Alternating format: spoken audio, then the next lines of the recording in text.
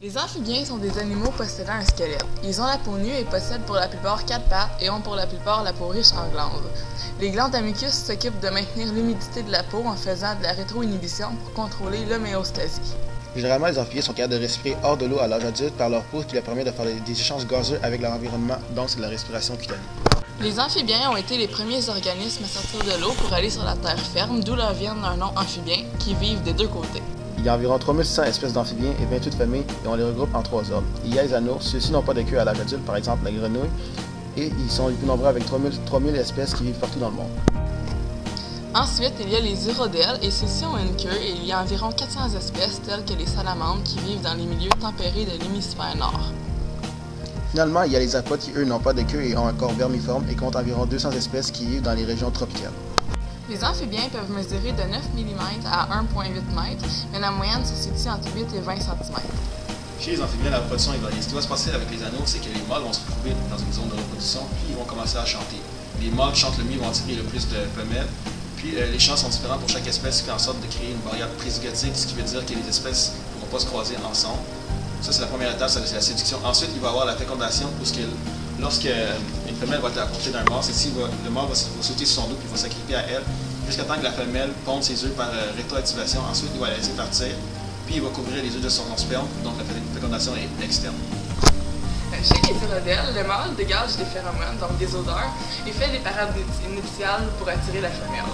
Ensuite, il dépose un spermatophore dans l'eau. C'est un sac de spermatozoïdes et que la femelle s'empresse de simuler. La fécondation est donc interne. Chez la plupart des apodes, la fécondation est également interne. Donc, chez les amphibiens, il y a plusieurs modes de reproduction. L'amphibien qu'on a choisi est la Dendrobat locomelas ou la rainette jaguar. C'est une anoure que l'on retrouve en Colombie, au sud-ouest du Venezuela, en Guyana et au nord du Brésil. Celle-ci aime les forêts tropicales humides en basse altitude où la température est d'environ 26 degrés Celsius et plus. La distinction entre la femelle et le mâle est que la femelle est un peu plus grosse. Cette grenouille pèse environ 3 grammes et mesure entre 31 et 51 mm. La Dendrobat locomelas est insectivore et mange surtout les fourmis. C'est de là que lui vient son venin, étant donné que les fourmis mangent des plantes toxiques. Elle porte justement une couleur d'avertissement pour avertir les prédateurs potentiels de ne pas l'attaquer, étant donné qu'elle est venimeuse. Donc, si on voit une Dendrobat locomelas, il ne faut surtout pas y toucher parce que son venin est très puissant. Le bout de ses pattes se termine par des ventouses et la structure définit la fonction. Donc, ses pattes lui servent à s'agripper aux roches, branches et feuilles. Cette grenouille capable de résister aux saisons sèches est très sévère et peut même estiver lorsqu'il fait trop chaud. Son estivation permet à son cœur de battre alors plus lentement, donc c'est une méthode qu'il utilise pour contrôler son homéostasie.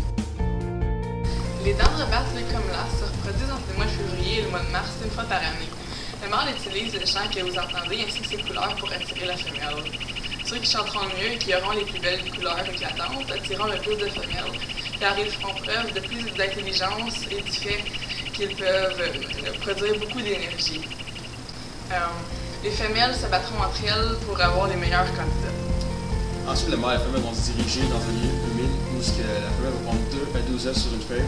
Par la suite, le mâle va les fertiliser avec son sperme, puis ça va prendre environ 12 à 18 mois pour que les bébés deviennent matures. Ceci conclut notre présentation sur les amphibiens.